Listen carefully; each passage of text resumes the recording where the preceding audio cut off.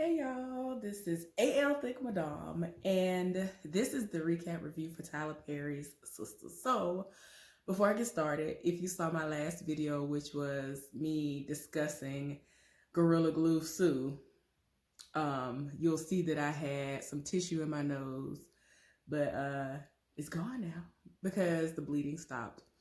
I'm gonna get me a humidifier. I don't know if it's gonna be today or not because we're supposed to get a lot of rain and possible sleet. But if I do go, it's gonna be within the next couple of hours as soon as the store opens because my nose don't be bleeding like that. But anyway, I'm okay. Like I told you, I will be. Anyway, let's go ahead and get into this recap review. So the episode starts exactly where it left off last time, which was when Danni was walking up to her apartment door and she sees Preston sitting outside of it, and he is obviously beaten up from his brothers. So she was like, "What happened to you?" And so he was like, "My brothers." So she gets him inside, and then she gets some ice, and she's icing his face because his eyes blackened. I guess they bruised his ribs and all that other stuff too. Even though he didn't take his shirt off, I'm guessing that's what happened too. But he has been beaten up by the brothers who visited her at her job to tell her to stay away from him and that she was a bet. So they're talking, and he was just like, "They just don't want us to be together. Don't believe nothing they said to you." And she was like, "Well, they came up to my job and they called me all kinds of niggers and bees and hoes and all this other stuff." And so he was like, I'm just so sorry. They're ignorant. I'm sorry. And he kept trying to reassure her that he is nothing like them and had to remind her that, "Remember, you met my sister when I came to the airport, and she's nothing like them. She's very open-minded. It's just them that's like that. Apparently, they are his half-brothers. They are trash and be doing the most." Danni did let him know that he ran them over with the cart at work. And so he was like, "Oh, okay, that explains why whatever his name was limping." He named off one of the brothers. Y'all, I don't care enough to know what his name is. I'm not rewinding for that. So anyway, so Danni was just like, "Yeah, we had a good run. So it was fun while it lasted, so I'm gonna go ahead and see myself out." And so he was like, "Nope, nope, nope." He cut her on off at the pass. He was like, "Look, don't let them get to you. They're ignorant, and I want to be with you. I have grown to love being around you and dating you too much for it to end like this. Don't let them ruin what we have." And so, she was kind of still trying to be like, "Nah, I can't do this." And so he was like, "Nah." So then she was like, "I mean, how are we going to do any of this? Because, like, you see how they was acting." And he was like, "I will kill them if I have to." Like, he said it. I told y'all the last time that if it turned out to be a situation where he was really playing her because they tried to make it seem like she was a bet, which she confirmed that was a lie. He told her that was absolutely not true at all, and that he has lived for her since he saw her. That ain't what it is. And so she seems to be believing it, and he's very bruised up and toe up. And so he was like, "I ain't going to the hospital. I don't need to go to the hospital. All I need is a cold bath." And so she was like, "Okay, I could do that." So she done, kind of hoisted him up, and she gonna go and let him soak in the tub. So Maurice has gotten home from work, and Calvin is getting ready to go out on a date with some woman that he met offline, right? First of all, when Maurice came in the door, I saw what Calvin had on. The shirt he had on looked like a shirt that Maurice would wear. So I actually thought that he was going to go off on him because he already going through his stuff, borrowing clothes. That's what I thought was going on. But apparently that was his shirt. But okay. Anyway, when Maurice came through the door, he did go off because he moved a chair of his. He has a chair facing a building. And apparently he's peeping Tom because there's somebody in a building that he like looking at. And instead of the chair facing the TV, he had it facing a wall that was at some apartment that he was looking into. So he told him to put the chair back where he got it from and all this other stuff. So then, after he found out that he was going out on a date, he was like, I'm tired of both of y'all, you and Sabrina. And so, of course, he wanted to know what was going on with Sabrina, and he told him that, she's into something that's different from you, and basically straight up told him that she want a thug and you ain't a thug, and you are more metro, which is, metrosexual. And I would agree. He's definitely more so along those lines. And he was like, well, I ain't what she likes, so I don't even care. And he was like, yeah, you care, but whatever. I'm tired of both of y'all. Y'all need to leave each other alone. So anyway, he done walked out the house and put a little bass in his voice and slammed the door. And he was like, don't be slamming my door. Trying to act all like you a thug now. I was like, oh my gosh. Child, I ain't even got to the end of the scene and I'm tired. So anyway, Andy just got home from work or from the girl's house or whatever, y'all. And I think it's from the girl's house. And her apartment is filled with flowers. And so I'm like, at first I was like, this better not be from Garrett. But then I'm like, well, that's the only person that makes sense who would have her whole house looking like some florist's business at this point. And he still has a key. And I'm pretty sure this heifer still hasn't changed the lock, which is stupid. I don't understand. She should have moved or changed the locks off rip before she even moved back up in there. But she's stupid, so whatever. So anyway, she done looked at the card. At first she's smiling, then she read the card. The card reads, I know that 1,000,000 flowers couldn't make up for what I've done to you, but I am so sorry. I love you, and you are in my heart. I know you don't want to reach out, but if you do, just know I would love to prove to you how sorry I really am. Boy, bye. It is still and will always and forever be the mental instability for me. Go somewhere and get some mental help and sit down. Do that. Thank you very much.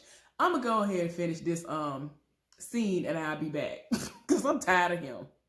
Okay, so unless she actually did get them changed, they had people in the building to bring all of them up, and it took 2 men to like bring all the flowers up to her apartment. But anyway, she ended up taking pictures of the flower arrangements and texting them to Karen. Karen was driving and she saw the pictures, and so she ended up calling Karen, and Karen was like, hey, I saw the pictures, I'm driving, but yeah.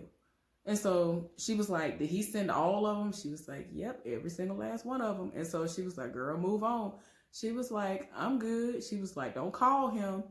No matter what he's saying, don't call him, just move on. She was like, I'm not going to call him. So then she gets to knock at the door, and Karen was like, please tell me that's not him. And so she was like, it's not him. It is the doorman. It's the night doorman. And so she was like, are you sure? And she was like, yes, I'm sure. Do you want me to put you on video chat so you can see I'm not lying? And so anyway, when she did go to the door, it was the doorman, because I really did think it was going to be Gary some kind of way popping up because he was outside stalking like he normally is. But it was the doorman. So the doorman is there to retrieve the flowers, and they start talking, and it's crazy because she was going to tip him, and he was like, nah, I'm good. I don't need that. And her business is in like all of the streets everywhere. I'm just like, girl, at this point, move away. Didn't I tell you you needed to move? Like, this don't make no sense. The whole building know her business. The person who lives on the top floor in the penthouse talks about her like a dog. And so she was like, well, I mean, the doorman was like, well, your scandal isn't as big as his. So she was like, yeah, I've heard about him. And, he flirts with me. And, his wife is really, really sweet. And he was like, yeah, she is. And so then we find out that the doorman, whose name is Nicholas Phelps, is the son to the man that lives upstairs at the penthouse. And she's like, oh, well, why are you working here? Like, why? And so he was like, I'm still in school. He's rich, I'm not. So I'm just doing what I got to do or whatever. So she was like, okay, I can respect that. I understand that. But yeah, so the fact that this man read her, his daddy read her, because my thing is this, girl, how you gonna sit up here and try to read his situation and talk about, oh, that's trifling? Basically tried to say that him hitting on her is trifling. And he was like, yeah, he said the same thing about you. So she was like, what? This is when she realizes that her business is really out there. Not just they talking about her and whispering about her. Everybody know her business, like detail for detail, down to the point where this man has been imprisoned in Samoa. Well, jailed. But yeah, he was like, yeah, he was, he's a married man too, and you're dating a married man. I'm like, girl, your business is really out here. So anyway, he retrieved the rest of the flowers, and he finna be on his way. Child, Zac came over to Fatima's house. She had her little nightgown situation on. Little nightie is what I should say, because nightgown sounds too, Yeah, she had like a little Fenty X Fenty, like a, what is it called? Savage X Fenty, like little nightie on or whatever. And so he came over. He wanted to take a shower. And, she led him to the bathroom. Was like, here's the fresh towels. You can take a shower, do what you're going to do, whatever. So he done rolled up. So she looking like, what you think you finna do? So he was like, I think you need to go ahead and get in the shower with me because I'm very dirty. She was like, no, I'm not getting this hair wet. So he was like, take that off. And she was like, this don't come off. Well, of course, she got on in that shower and some things went on down like it was gonna do anyway. I don't know why they had that song playing in the background. They should have just had that good old what was it, TLC song? Baby, it's yours, all yours. If you want it tonight, I'll give you the red light special all through the night. They should have just had that playing or something, because they was doing the most to each other up and through that shower. Karen and Aaron are at her house talking, and she's unwinding, and she wants to know how he's able to be abstinent. And he said that, he had been married so long that it just wasn't something that was on his radar like that. But since he hasn't been married, that's all he thinks about. And to be honest, he's kind of scared that if they were to take it there, because she did bring up the fact that they were in that hotel room and they went pretty far, but they didn't seal the deal. And he was just like, well, if we were to go that route, I don't know how that's going to be afterward, because things change. And so she wanted to understand what he meant by that. And he was like, people become clingy and possessive and all that.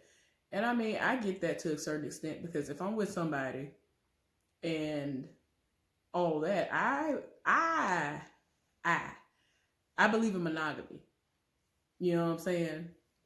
And especially if it's good. Oh, y'all ain't trying to, I don't share. I don't believe in sharing. I don't believe in sharing. Sharing is not caring when it comes to that. I ain't got time. Don't nobody have time for diseases and children to come out of that equation. So I don't believe in sharing. So anyway, they talking about it, and she was just like, I don't know if I would be able to do that. I really don't know if I'll be able to do that. So they agreed that they would, just talk, have conversations. And so the first question that he asks her is, how old were you when you lost your virginity? And I'm just like, okay. So then she had to excuse herself to refresh her glass of wine. Danni is still nursing Preston back to health, and she was like, you obviously cannot go back there, so what you gonna do? And he was like, well, I'm gonna give me a hotel room. I got money, so that ain't nothing to worry about. And so she was like, why would you get a hotel room? Why would you just stay here with me? So he just kept telling her, nah, I can't do that.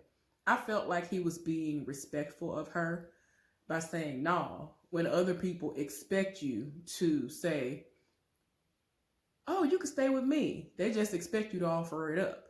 But he really wasn't trying to be all like that. He wasn't really trying to invade her space. And on top of that, he did not want the possible surprise of men popping up, especially Zac and the butt licker, as he likes to refer to him as. And so she was like, well, you the one who be letting Zac in more than I do. And he was like, yeah, you right. But what about the butt licker though? And she was like, I don't want him here. So he just said it off. He said, I will be paying the rent. And she was like, yes, sweetheart, that's a given. You will be paying half of this rent. It's $1,100 or something like that, $1,500, $1,100, how much it was. And so he was like, nah, I'm paying all of it. So then she was like, yeah, so that just turned me on a little bit. He told her to stop playing, and I'm like, I'm gonna need you to understand that Heifer is not playing. So then she was like, well, how long are you planning on staying?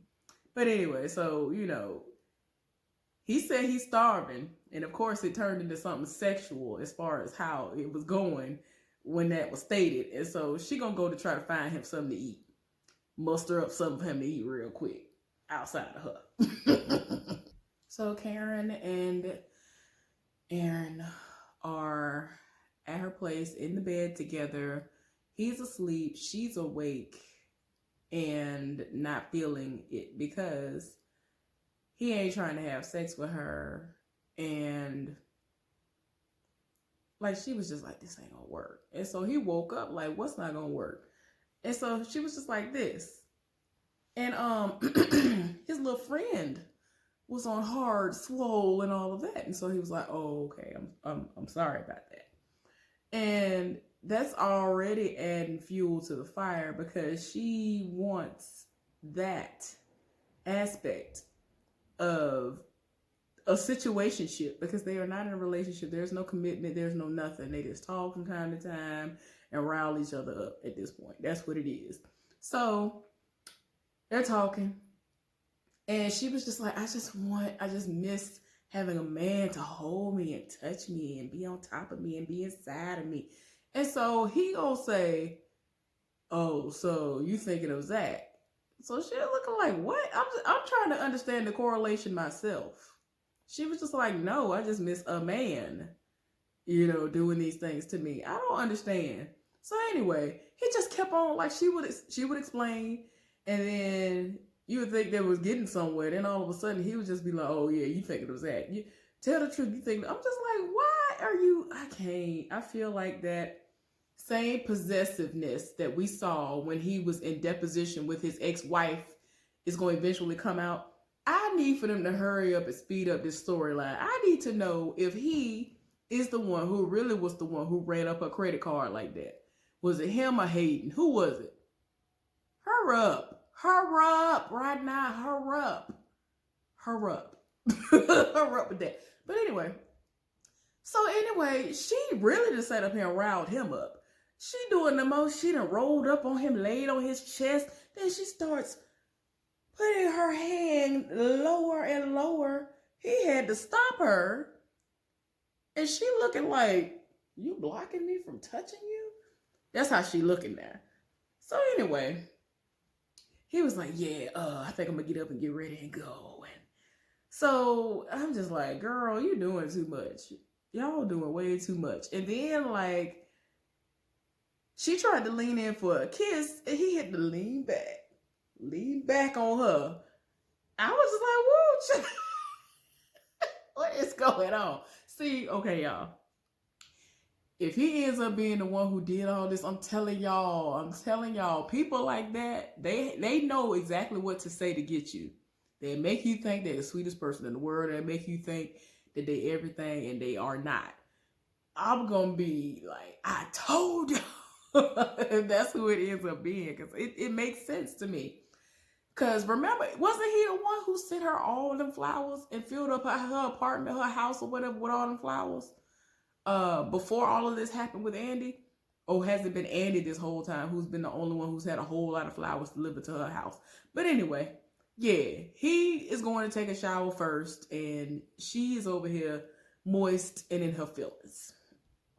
So it's the morning after, and Fatima and Zac are at her place. She done got ready for work, but while she's getting ready, since her hair got wet last night and now it's curly instead of straight, she has called Karen last minute. It's 7:30 a.m. and she got to be work at 9. And so she's like, I know that this is last minute, but can you do something for me? I got my hair wet last night. So she was like, yeah, I'm doing something right now, but when I leave here, I'm going over to the salon. So if you want to be my first client, I have to do that for you. So she was like, oh my gosh, girl, you are a lifesaver.